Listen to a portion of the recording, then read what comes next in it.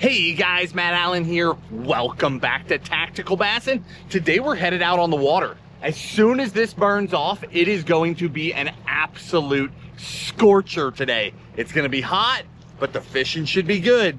Let's go.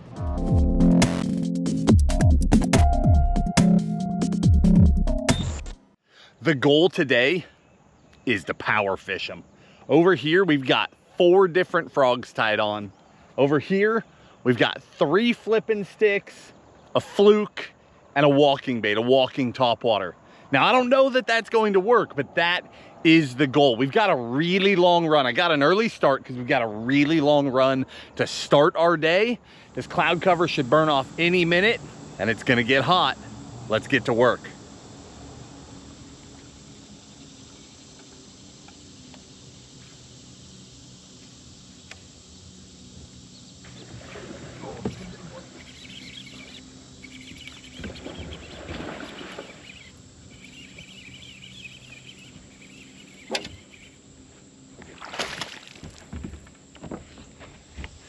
That is how we started day right there.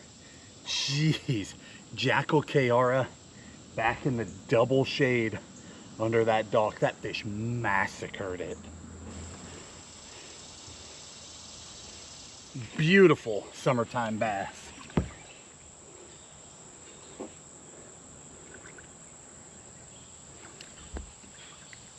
Hopefully you guys saw that explosion back up in the shade of that dock. That was incredible. That's that Jackal Kiara. It's a downsized frog. It's what I turn to in tough conditions. You know, so many brands make small frogs. Most of them are terrible. The Kiara is not only an effective downsized frog, it's one of my favorite frogs of all time, period. Any size frog. It walks well. It's got a great hookup ratio, and again, when things are tough, when it's slick calm, when it's hot, it'll get bit when other things won't. Of course, we throw it on downsized gear. Maybe we'll get into that later. If not, I'll link it in the description, but I use a very specific combo so that I can be accurate with the smaller frog, especially when I'm casting around other people's boats. Makes a big difference, but those are the fish that live in these places this time of year. Let's get back to it.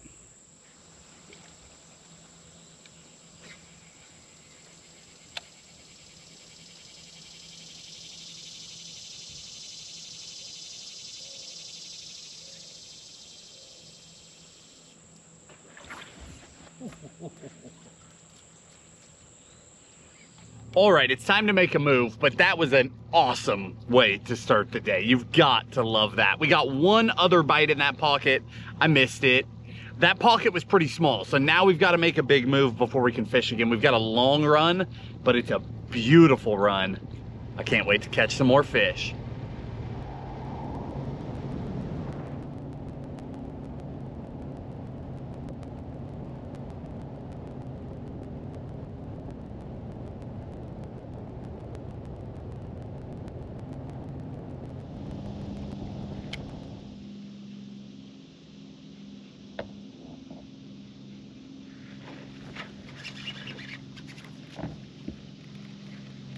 Missed him. That was a vicious bite. I'm moving pretty quick because I hadn't been bit in a while. That's on that Spro bronze eye, the killer gill color. I'm moving pretty fast, which leaves a big bow in your line. So when I swung, I had a lot of slack. I got a hook in him, but I didn't get him well. That's all there is to that. That looked like a good one too. Let's keep going.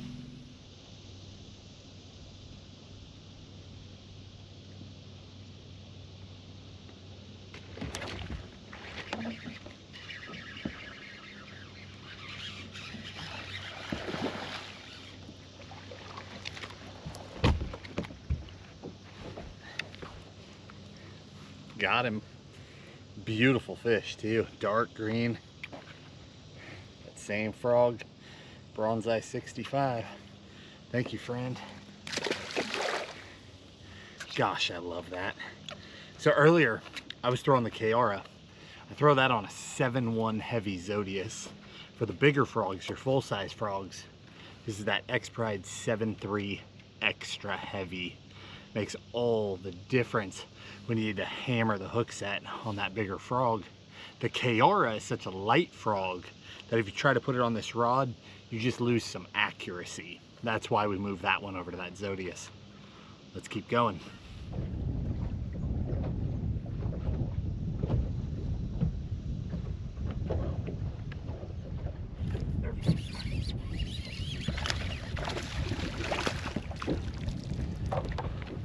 Well, that was cool. I'm flipping outside grass. Nice fish. This is the Crush City cleanup craw. I'm flipping outside grass using a 7.5 extra heavy world class. And one of the benefits of a bait like this, the cleanup craw has these tails that kick, right? I made my flip into this grass clump, never got bit. I was reeling out to make my next cast, and it ate it out in the open water. It ran it down like it was a swim jig or a swim bait and inhaled it in the complete open water. Just a bonus when you're flipping. Sometimes I catch them on those trailers that don't have a lot of action. It's all profile, you know, Reaction Innovations Beaver, Missile Baits D-Bomb. Other days I'm catching them on baits like this, you know, the X Zone. We've got a variety of baits that will give me some motion, and some days it's one, some days it's the other, but those bonus bites sure are nice.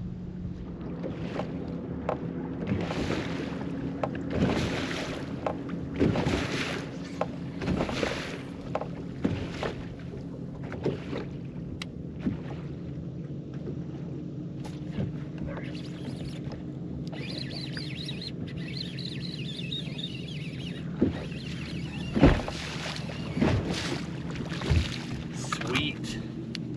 That was awesome. Another one on that cleanup craw.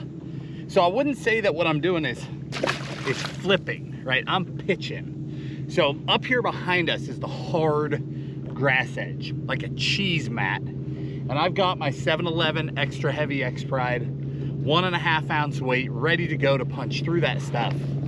But something I like to do is go to lighter weights whenever possible. So out here in the outer grass, you know, the individual clumps that are away from the main grass line. Out here, I'm only using a 3/4 ounce weight.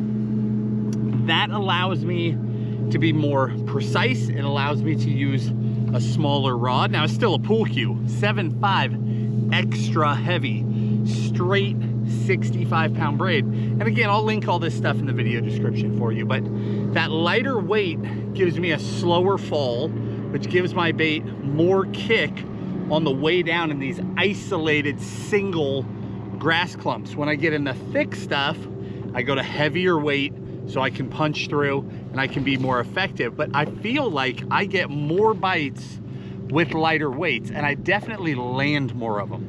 When you hook them on a really heavy weight, some of them, they're head shaking, some of them just come off. So if I can get away with lighter weight, I do it.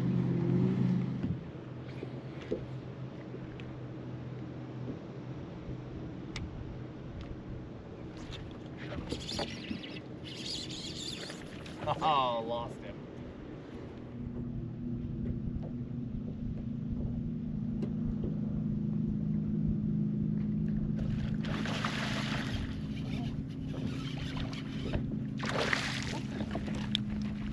Nice fish. He just slurped that frog down. It's awesome. All right, guys, a little midday update for you here. It is about 12:30 or so, so we're about halfway through it. And I'm not sure I'm gonna stay out all day because it is, I mean, it's blazing. We've already caught some good ones. If I get into like another really big one or two, we'll probably be here till dark. But if I just catch small ones or medium ones, I'll probably wrap it up mid-afternoon just because I'm baking. But Today's a lot of fun because we're doing big fish things, right? We're flipping, pitching, and we're frogging. Flipping heavy cover and frog fishing are just two methods that just for whatever reason get giant bites, right? But you also have to know on the days that you choose to do that, that you're not going to get a ton of bites. So we've only had, let me think, we've landed 5 so far, and I have not fished the cleanest today. We have had either 8 or 9 bites total. And that's not a lot of bites when you're going hard on a really hot day, right? But most of them have been really good quality fish. That one frogfish that I missed has haunted me the last couple of hours. I think that was a really good one, but that's just the way it is sometimes. I had kind of lost track of what I was doing. It'd been a while since I'd been bit. I was speeding up, leaving that slack out there, and it caught me, right? It just is what it is. So you learn from that, you make a mental note, you slow your speed down, and you be more methodical so that doesn't happen again. But the interesting thing so far, we've caught good fish both ways, but definitely our best fish have come on the frog, right? Both are big fish techniques. Today, the biggest ones seem to want the frog, but I'm gonna pick that flipping stick back up, go back and forth between the two, and see if that trend continues before we call it a day.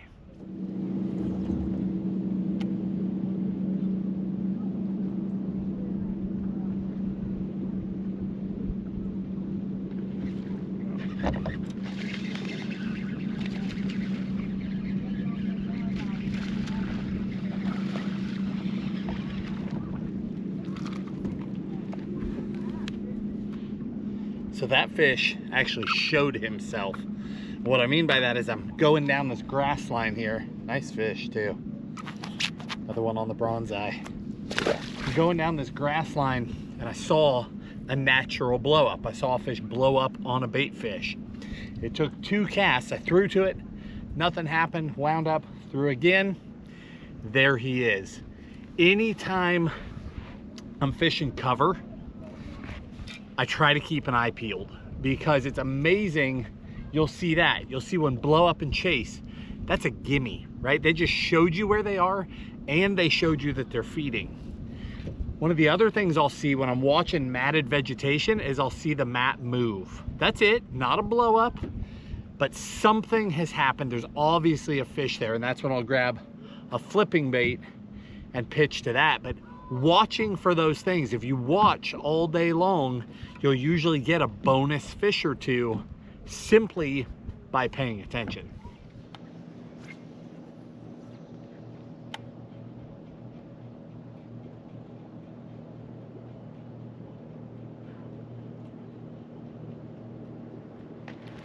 Oh my gosh. Things definitely seem to have slowed down as it started to just bake. I've had a handful of bites, caught the one frogfish, but they're just slapping at the bait. I flipped for a long time. That seems to have dissipated. It's definitely slowing down, so I think we're gonna wrap it up. But let me explain what I was doing today, because so far you've watched a lot of fishing, but I haven't necessarily explained the why or the how and how you could apply it to where you fish. So what I'm doing today, for the most part, is fishing outer grass lines. Now you can see on this lake, we're a long ways from the bank to be on the outer grass line, but on your lake, it might only be 6 feet off the bank, right? It's different on every fishery.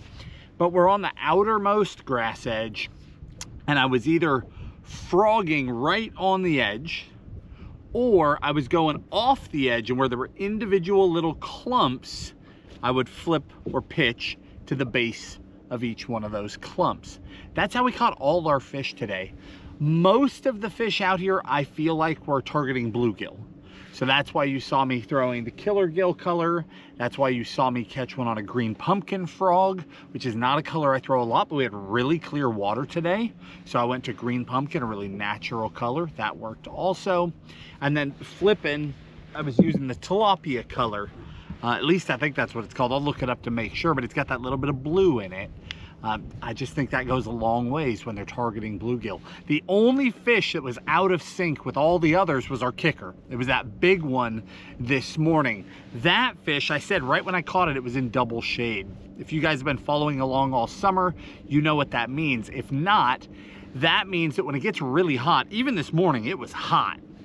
The fish, the biggest fish, will not only take the shade, they'll take the best shade, the darkest spots. If they have the option, they'll take 2 different head coverings. It's fascinating. So that fish was under a dock, underneath a grass clump, up against those boats. That's where that biggest fish was. We probably could have made a pattern out of that. We probably could have caught another really big one today, but on this particular lake, there's so few places that fit the bill. To run that pattern, it cost us 30 or 40 gallons of fuel, and there was too much.